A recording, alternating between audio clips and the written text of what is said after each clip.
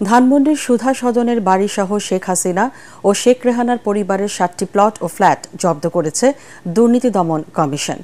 আদালতের আদেশে এগুলো নিয়ন্ত্রণ নিয়েছে কমিশন। এছাড়া শেখ পরিবারের ১২৪টি ব্যাংক অ্যাকাউন্ট জব্দ করেছে দুদক, যেখানে জমা আছে ৬৩৫ কোটি টাকা। রিপোর্ট মাহবুব কবির চপলের।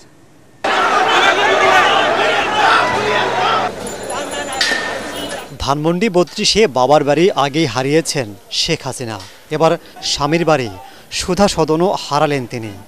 ঢাকায় শেখ হাসিনা ও শেখ রেহানার থাকার জায়গাও আর রইল না। ধানমন্ডির সুধা সদন ছাড়াও শেখ রেহানার সেগুন বাগিচার ফ্ল্যাট ও গাজীপুরের ২টি জমি, তার মেয়ে টিউলিপ সিদ্দিকের গুলশানের ফ্ল্যাট, ছেলে ববির নামে থাকা নিকেতনের ২টি প্লট জব্দ করেছে দুদক। অভিযোগ সংশ্লিষ্ট জনাব শেখ হাসিনা, সাবেক প্রধানমন্ত্রী, এবং তার ছেলে জনাব সজীব আহমেদ জয়, তার মেয়ে সাইমা ওয়াজেদ, তার ছোট বোন জনাব রেহানা সিদ্দিক, জনাব রাদওয়ান মুজিব সিদ্দিক, টিউলিপ রিজওয়ানা সিদ্দিকের নামে অর্জিত স্থাবর সম্পদ যাতে অন্যত্র স্থানান্তর, হস্তান্তর বা ব্যাহত না হতে পারে, সেই জন্য বিজ্ঞ আদালতে আবেদন করা হয়েছিল। সেই আবেদন বিজ্ঞ আদালত কর্তৃক গৃহীত হয়েছে। বিজ্ঞ আদালত থেকে এই যে সম্পদ ব্যবস্থাপনার জন্য একই সাথে রিসিভার নিয়োগেরও আদেশ দেওয়া হয়েছে। একই সাথে শেখ পরিবারের ১২৪টি ব্যাংক অ্যাকাউন্ট জব্দের নির্দেশ দিয়েছেন আদালত, যেখানে জমা আছে ৬৩৫ কোটি টাকা।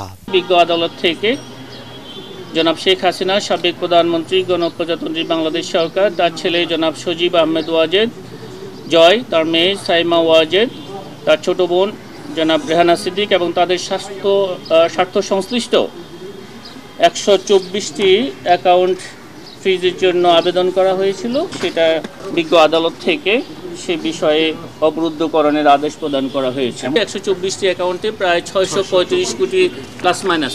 দুদকের আবেদনে শেখ রেহানা, টিউলিপ এবং জয়ের সম্পত্তি ক্রয়ের নির্দেশ দিয়েছেন আদালত। একই সাথে তাদের বিদেশ যাত্রায় নিষেধাজ্ঞাও দেয়া হয়েছে। নীতি আদর্শের ভিন্নতা থাকলেও গণতন্ত্র ও মানবিক বাংলাদেশের প্রশ্নে সব রাজনৈতিক দলগুলোকে ঐক্যবদ্ধ হয়ে কাজ করার আহ্বান জানিয়েছেন বিএনপির ভারপ্রাপ্ত চেয়ারম্যান তারেক রহমান। গুলশান শুটিং ক্লাবে ন্যাশনাল ডেমোক্রেটিক মুভমেন্ট এমডিএম এর ইফতার মাহফিলে লন্ডন থেকে ভার্চুয়ালি দেওয়া বক্তব্যে তিনি একথা বলেন। রাজনৈতিক দলগুলোকে সতর্ক করে তারেক রহমান বলেন, সংস্কার নিয়ে চলা বিতর্কের কারণে যেন নিত্যপণ্যের দাম, শিক্ষা, স্বাস্থ্য, পরিবেশ দূষণের মতো গুরুত্বপূর্ণ বিষয়গুলো চাপা পড়ে না যায়, সে বিষয়ে সবাইকে সচেতন থাকতে হবে। তিনি আরও বলেন, দেশ ও জনগণের প্রত্যাশা অনুযায়ী বিএনপি সর্বপ্রথম সংস্কারের দাবি তুলে ৩১ দফা প্রস্তাবনা দিয়েছিল। বিভিন্ন রাজনৈতিক দলের নেতৃবৃন্দ ইফতারে অংশগ্রহণ করেন।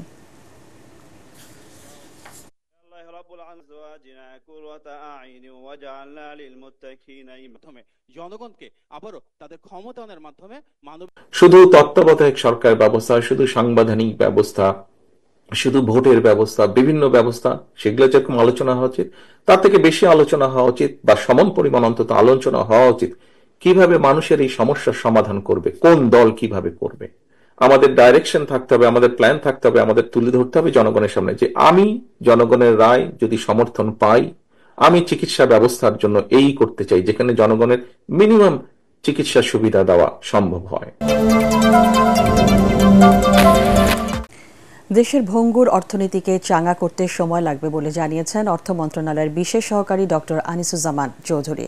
স্বল্পোন্নত বা এলডিসি তালিকা থেকে বাংলাদেশের বের হওয়ার সুযোগ নিয়ে সন্দেহ পোষণ করে তিনি বলেন, এটা পুনর্বিবেচনার আবেদন করা হবে। পাচার হওয়া কয়েকশো কোটি ডলার চলতি বছরই দেশে ফিরিয়ে আনা সম্ভব হবে বলে আশাবাদী অর্থ উপদেষ্টা। তিনি জানান, অনেক দেশ টাকা ফেরত দিতে আগ্রহ প্রকাশ করেছে। মাহবুব কবির চপলের আরেকটি রিপোর্ট। আমার প্রিপারেশন হচ্ছে আমি অর্থ মন্ত্রণালয়ের বিশেষ সহকারী হিসেবে নিয়োগ পেয়েছেন অস্ট্রেলিয়ান বিশ্ববিদ্যালয়ের অর্থনীতির অধ্যাপক ডক্টর আনিসুজ্জামান চৌধুরী, যিনি জাতিসংঘে অর্থনীতিবিদ হিসেবে দীর্ঘদিন কাজ করেছেন। ইন্দোনেশিয়ার অর্থনীতি পুনরুদ্ধারেও রয়েছে তার অবদান। বাংলাদেশের অর্থনীতি এখন তার চেয়েও খারাপ বলে জানান তিনি। সঠিক প্যাড আর সঠিক তথ্য দিয়ে কেশু সামলে নিব এক হয়ে। Monalisa sanitary napkin. এখানে গাজার মতো সৃষ্টির অবস্থা, মানে এভরিথিং হ্যাজ কলাপস এবং এই কলাপসটা ফাইন্যান্সিয়াল সেক্টরে ম্যাক্সিমাম হয়েছে, আপনারা জানেন সেটা। এই ধরনের কলাপস, যে ভঙ্গুরতা, আমরা কোনো ক্রাইসিস কান্ট্রিতে এর আগে দেখিনি। ইভেন ইন্দোনেশিয়াতে যে ক্রাইসিস হয়েছে, যে ভঙ্গুরতা আমি দেখেছি, ওইটাই Asian crisis worst affected country হচ্ছে ইন্দোনেশিয়া। তিনি জানান 2015 সাল থেকে আওয়ামী লীগ সরকার জাতিসংঘে আমদানি রপ্তানির কোনো তথ্য দেয়নি। 2026 সালে স্বল্পোন্নত দেশ থেকে উন্নয়নশীল দেশে যাওয়ার কথা বাংলাদেশের, তবে এর শর্ত পূরণ নিয়ে সন্দেহ থাকায় বিষয়টির পুনর্বিবেচনার আবেদন করা হবে বলে জানান ডক্টর আনিসুজ্জামান। এই যে আমরা ভুয়া তথ্যের বেসিসে যে আমরা এলডিসি গ্র্যাজুয়েশনের জন্য এটা ডেভেলপমেন্ট ন্যারেটিভের একটা সাপোর্টিভ একটা হিসেবে আমরা যে দাঁড় করাতে চেয়েছি, সেই ব্যাপারে আমাদের একটু কাজ করতে হবে। অ্যাকচুয়ালি সিদ্ধান্তটা একেবারে বাংলাদেশের হাতে পুরোপুরি না, তবে আমাদের অধিকার আছে, আমরা পুনর্বিবেচনা আবেদন করতে পারি। যখন আপনি আবেদন করবেন, আপনাকে কারণগুলি দেখাতে হবে এবং আপনি কি করবেন। আপনাকে মনে করুন 2 বছর দেওয়া হলো, আপনার রোড ম্যাপ কি, এই 2 বছর আপনি কি করবেন, আপনাকে একটা রোড ম্যাপ দিতে হবে। আওয়ামী লীগের 15 বছরে পাচার হওয়া 28 লাখ কোটি টাকা ফিরিয়ে আনতে সরকার কাজ শুরু করেছে বলে জানান অর্থ উপদেষ্টা ও বিশেষ সহকারী। আমরা চেষ্টা করছি সব ফেরত আনাতে, বিশাল অঙ্কের টাকা, সব অঙ্ক টাকা আনতে তাদের আইডেন্টিফাই বিভিন্ন দেশে আছে, এইখানে কতগুলো আপনার আইনি পদক্ষেপ আছে, আবার সেই আইনগুলো আবার বৈদেশিক বিদেশের সাথে জড়িত। যেহেতু ওরা বেনিফিশিয়ারি, ওরা সহজে ছাড়বে না, কিন্তু প্রফেসর ইউনূস সাহেব, আমাদের শ্রদ্ধেয় প্রধান উপদেষ্টা, ওনার সামনে ওনারা নিজেরাই অফার করছেন। সরকারের নাম অন্তর্বর্তী হওয়ায় বিদেশিরা বিনিয়োগে আগ্রহী হচ্ছে না বলে জানান এই অর্থনীতিবিদ। আপনি একটা সরকারকে বলছেন ইন্টারিম, এই শব্দটাই তো আপনার জন্য অসুবিধাজনক। মিথ্যা তথ্য দিয়ে অডিট রিপোর্ট তৈরি না করতে সাবধান করেছেন এনবিআর চেয়ারম্যান আব্দুর রহমান খান। তিনি বলেন, মিথ্যা তথ্যের সাথে বসবাস করে দেশে বেশি দূর এগোতে পারবে না। প্রয়োজনে কমানো হবে করের হার। জাতীয় রাজস্ব বোর্ডের পেশাজীবীদের সঙ্গে প্রাক বাজেট আলোচনায় এনবিআর প্রধান এসব কথা বলেন। শরফুল আলমের রিপোর্ট। বছর জুড়ে আয় ব্যয়ের হিসাব অনুযায়ী অডিটররা বিভিন্ন প্রতিষ্ঠানের আর্থিক বিবরণী তৈরি করে থাকেন।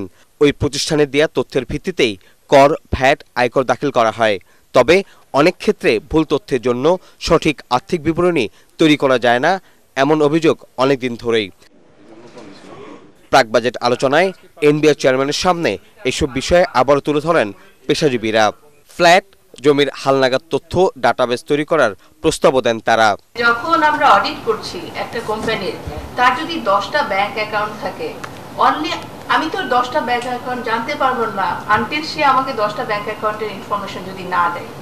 তো এই জায়গায় যদি সে 3টা ব্যাংক অ্যাকাউন্টের ইনফরমেশন দেয়, অনলি অডিটর কিন্তু ওই 3টা ব্যাংক অ্যাকাউন্টের ইনফরমেশনই জানতে পারছে।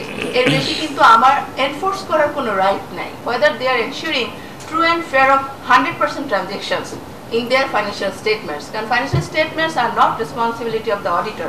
আমরা আমাদের স্যাম্পল বেসিসে অডিটটা করছি। আলোচনায় এনবিআর চেয়ারম্যান বলেন, বিভিন্ন মৌজায় জমির দাম বাড়লেও কমানো হবে কর হার। এতে জমির দাম সহনীয় পর্যায়ে আসবে বলেও মন্তব্য করেন তিনি। আমাদের প্রফেশনাল জন্য মোটেও সম্মানজনক না এই যে অর্ধসত্য ইনফরমেশন দিয়ে অডিট রিপোর্ট তৈরি করা এবং সেটাকে সার্টিফাই করা, এটা আমাদের জন্য মোটেও সম্মানজনক না। প্রয়োজনীয় ট্যাক্স এক্সট্রিমলি কমিয়ে দিব, কিন্তু তারপরে আপনার সত্যটা বলেন, জিনিসটা কিন্তু আনতে হবে। মানে এই পুরো জাতিকে এই মিথ্যার সাথে কিন্তু যদি আমরা দীর্ঘদিন ধরে, এটার অনেক সাইড এফেক্ট আছে। নির্দিষ্ট বছরের জন্য নতুন করে কর হার নির্ধারণ করা হবে বলেও জানান এনবিআর চেয়ারম্যান। জাতীয় সংসদের স্পিকারের কাছে রাষ্ট্রপতির শপথ গ্রহণকে কেন অবৈধ ঘোষণা করা হবে না তা জানতে চেয়ে রুল জারি করেছে হাইকোর্ট। বিচারপতি এ.কে.এম. আসাদুজ্জামানের নেতৃত্বাধীন দ্বৈত বেঞ্চ এই রুল জারি করেন। আইন সচিব, মন্ত্রিপরিষদ সচিব সহ সংশ্লিষ্টদের 4 সপ্তাহের মধ্যে রুলের জবাব দিতে বলা হয়েছে। গতকাল হাইকোর্টের সংশ্লিষ্ট শাখায় রিটটি দায়ের করা হয়। রিটে রাষ্ট্রপতিকে দেশের প্রধান বিচারপতি শপথ পড়াবেন মর্মে নির্দেশনা চাওয়া হয়েছে। রিটকারীর আইনজীবী বলেন, বাংলাদেশের প্রথম সংবিধানে রাষ্ট্রপতিকে প্রধান বিচারপতির শপথ পড়ানোর বিধান ছিল। পরবর্তীতে সংবিধান সংশোধন করে রাষ্ট্রপতিকে জাতীয় সংসদের স্পিকারের শপথ পড়ানোর বিধান সংযুক্ত করা হয়। দুইজনের নামের আগে লেখা থাকে বাংলাদেশের প্রধান বিচারপতি, বাংলাদেশের রাষ্ট্রপতি, আর স্পিকার হলো জাতীয় সংসদের স্পিকার, একটা পার্টির স্পিকার। তাই আমরা বলেছি যেটি বাংলাদেশের আমাদের প্রভিশনাল কনস্টিটিউশনে ছিল যে রাষ্ট্রপতিকে প্রধান বিচারপতি শপথ পড়াবেন, যেটি দীর্ঘদিন চলে আসছে। 2011 সালে 15th অ্যামেন্ডমেন্টের মাধ্যমে আবার 74 সালের যে অ্যামেন্ডমেন্ট ছিল ওটা রেস্টোর করে স্পিকারের কাছে নেওয়া হলো। গ্যাস অনুসন্ধানে রাশিয়ার রাষ্ট্রীয় মালিকানাধীন কোম্পানি গেজপ্রম ইন্টারন্যাশনালের কাজের ধারাবাহিকতা নিশ্চিত করতে প্রধান উপদেষ্টা ডক্টর মোহাম্মদ ইউনূসের সহযোগিতা চেয়েছে মস্কো। ঢাকায় নিযুক্ত রাশিয়ার রাষ্ট্রদূত আলেকজান্ডার জিখোজিন রাষ্ট্রীয় অতিথি ভবন পদ্মায় প্রধান উপদেষ্টার সঙ্গে সাক্ষাৎ করে এই অনুরোধ জানান। সবার জন্য সহযোগিতার মনোভাব প্রকাশ করে প্রধান উপদেষ্টা বলেন, এই বিষয়ে জ্বালানি ও খনিজ সম্পদ মন্ত্রণালয় কাজ করছে। এ সময় ভোলায় 5টি কূপ খনন কাজের জন্য প্রতিষ্ঠানটিকে ধন্যবাদ জানান তিনি। রাষ্ট্রদূত জানান, বন্ধুত্বের নিদর্শন হিসেবে বাংলাদেশকে 30,000 টন সার সরবরাহ করছে রাশিয়া। 2012 সাল থেকে গ্যাস অনুসন্ধানের কাজ করছে রাশিয়ান কোম্পানি গ্যাজপ্রম ইন্টারন্যাশনাল। বৈঠকে বাণিজ্য সহযোগিতা সহ বিভিন্ন বিষয়ে আলোচনা হয়।